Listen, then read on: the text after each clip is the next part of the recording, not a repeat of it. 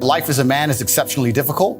I say the most beautiful and the most terrifying thing about being a man is you're born without value. Society doesn't care about you. You're only going to be cared about based on how useful you are. You have the chance to build yourself up and become a superhero if you're prepared to do the hard work and be indefatigable enough to never quit.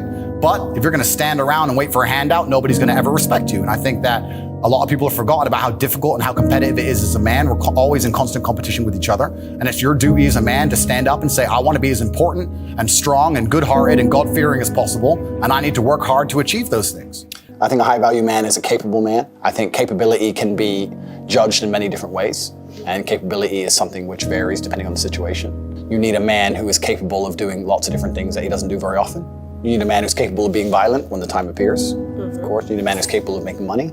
You need a man who can kill somebody and hold a baby in the same day.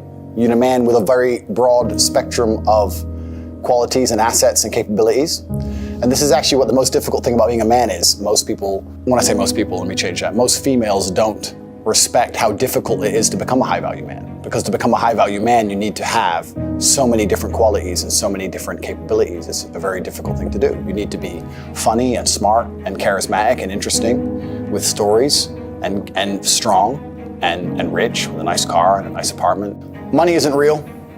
If you know what you have, you don't have much. And once you reach a certain level of money, you don't even know what you have. And you certainly don't own what you have. Outside entities, which you may have a stake in, own what you have. People who have a lot of money understand. It's very difficult for me to even say how much money I have, but I can have anything I want anytime. It's a very, very calculated process. You don't get there by accident. Nothing good in life happens on accident. When you say men don't lie because you believe in actions, I'm saying a lot of actions are lies. Social media has completely and utterly changed the world. It's changed the way that we function, it's changed the way that we go out, it's changed even the places we go. Social media now runs the world. We live in an attention society and people will do anything for attention because attention is a currency and you can turn attention into money. Jake Paul is not rich because he's a boxer, he's rich because he used the attention he gets and monetized it via boxing.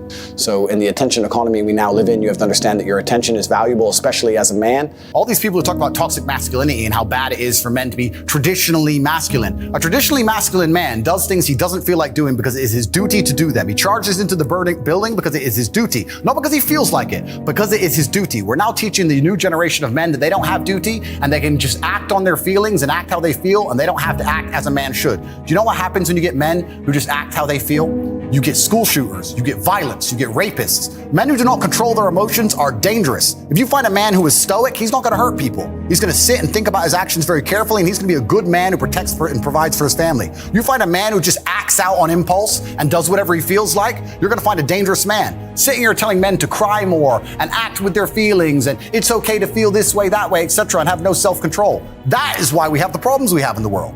Absolutely and utterly wrong. So when they talk about toxic masculinity, they have it completely inversed on its head, completely and utterly wrong. We need to be teaching stoicism. We need to be teaching young men to understand that the world is very, very difficult. It's hard to be a man. You're going to feel bad sometimes. You just suck it up and perform anyway. Not to sit there and cry your eyes out. Men are liars because men are in constant competition with other men and they have to find a way to be competitive, and the easiest way to be competitive is to lie. If you can sit there and convince a woman that you're rich because you bought her $100 or £100 meal, that's what you're going to do. It's a lot easier than becoming rich. And women believe it. And as long as women are stupid enough to believe it, men are dishonest enough to lie. When I say I don't believe in depression, nobody can convince me to believe in depression. That's not a matter of discussing whether depression is real or not. That's a matter of me accepting that my mental model for going through life is more effective if I don't believe I can become a depressed person. I don't believe in depression, so I can't be depressed, so that allows me to be more effective. It's not a matter of sitting there going, well, maybe it's true, maybe it isn't. I don't believe in it. We're all programmed to some degree. I agree with you on this so far.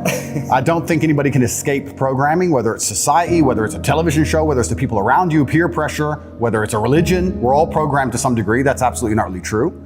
So that's the first thing. In regards to whether I have had any of my convictions challenged, it's kind of amazing. Maybe it's just a semantics trick, and maybe it's that simple. Maybe it's as simple as saying, I feel a little bit depressed today, but I am not a depressed person and I cannot become depressive. I'm not going to have depression. Maybe it's just a semantics trip. And by saying that alone, I understand that it's a temporary state of mind, which I can alter and I can affect. And I've never struggled with long-term depression or long-term negative thoughts because I don't believe in that mental model. I think that your mind, like I said, it's software, it's programmed in, and They say inside the Matrix or in every single video game, there are boundaries and there are limits. There are certain things you can and can't do. And I don't believe my mind can be put in a state of permanent negativity. I don't believe in that. I don't think it's possible, so it just doesn't happen. What I have done, and what I think most people do not do, is heavily analyze why I hold the beliefs I hold, why they help me.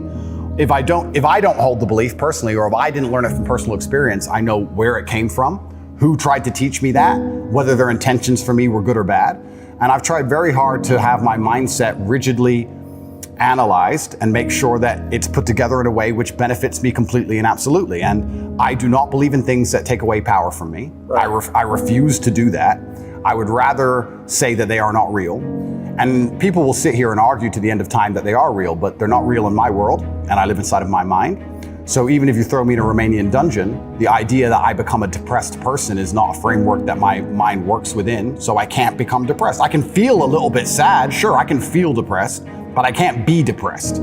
They're very different things. So that's just a mindset I've installed, and it's allowed me to be competitive. And I believe, personally, my personal beliefs are that life as a man is hyper competitive, and whatever software you have in your mind should be designed to make you as competitive as possible, and you shouldn't be believing in absolutely anything else.